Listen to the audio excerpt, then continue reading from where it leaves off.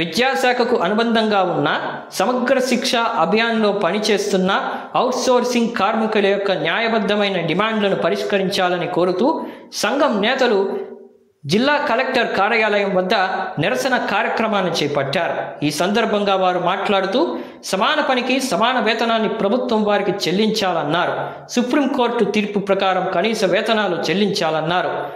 ఉద్యోగ భద్రతని వారికి ఖచ్చితంగా ప్రభుత్వం కల్పించాలని, ప్రభుత్వ ఉద్యోగులుగా ప్రభుత్వం వారిని గుర్తించాలని, హెచ్ఆర్ పాలసీని వర్తింపచేయాలని ఈ సందర్భంగా వారు డిమాండ్ చేశారు. అనంతరం సమస్యలతో కూడిన వినతి పత్రాన్ని జిల్లా కలెక్టర్కు సమర్పించారు.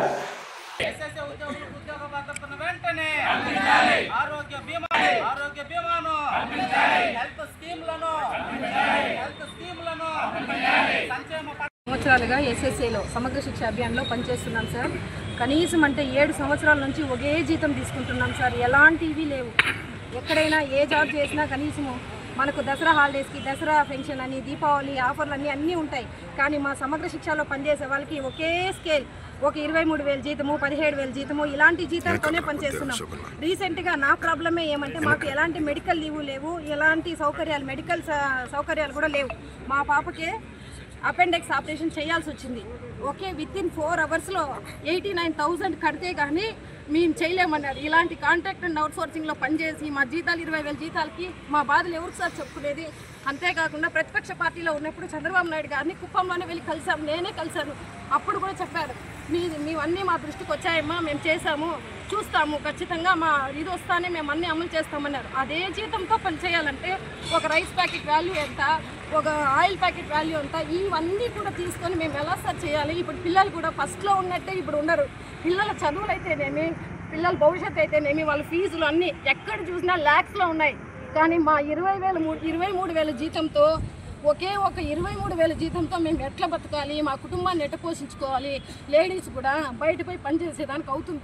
కానీ మేము ఈ ఉద్యోగం ఎప్పుడో ఒకప్పుడు మా కూటమి ప్రభుత్వం వచ్చింది, మమ్మల్ని రెగ్యులర్ చేస్తారు, మా బాధలు అర్థం చేసుకుంటారు. మా పవన్ అన్న మా బాబు గారు వచ్చినారు, మాది పుంగనూరు సార్. అయినా మేము అందరూ కూడా ఎక్కడి నుంచి ప్రతి ఒక్కరూ పనిచేస్తున్నాం. మాకు ఎలాంటి టైం అంటూ లేదు.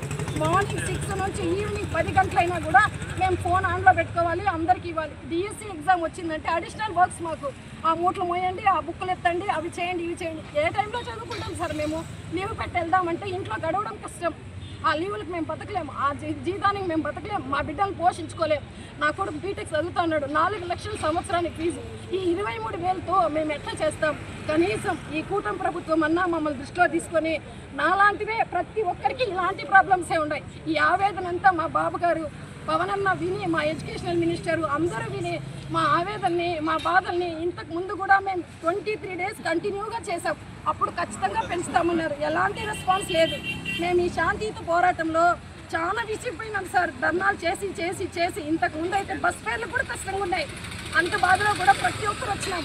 మాకు ఫీల్డ్ లెవెల్లో ఏ ఒక్క ప్రోగ్రామ్, ఏ ఒక్క మెసేజ్ ఎస్పీడీ గారి దగ్గర నుంచి ఎలాంటిది వచ్చినా, ఆఫీస్ లెవెల్లో ఎంఐఎస్లు, ఫీల్డ్ లెవెల్లో సిఆర్పీలు, స్కూల్ లెవెల్లో పార్ట్ టైం ఇన్స్ట్రక్టర్స్, ప్రతి ఒక్కరు మెసెంజర్స్తో సహా ప్రతి ఒక్కరు, ఒక 11 క్యాడర్స్ అందరూ కూడా యూనిటీగా అందరూ వర్క్ చేస్తున్నాం సార్. మా సమాన పనికి మాకు సమాన వేతనం ఇవ్వాలి. అదేవిధంగా మెడికల్ సంబంధించి మాకు అన్ని సదుపాయాలు అందిస్తే మా కుటుంబాలు కొద్దిగా పోషించుకోవడానికి అవకాశం ఉంటుంది సార్. ఇది మా కూటమి ప్రభుత్వం చేస్తుందని మనస్ఫూర్తిగా కోరుకుంటున్నాం సార్. ఖచ్చితంగా చేయాలి సార్. మా బాధలన్నీ అర్థం చేసుకోవాలి సార్.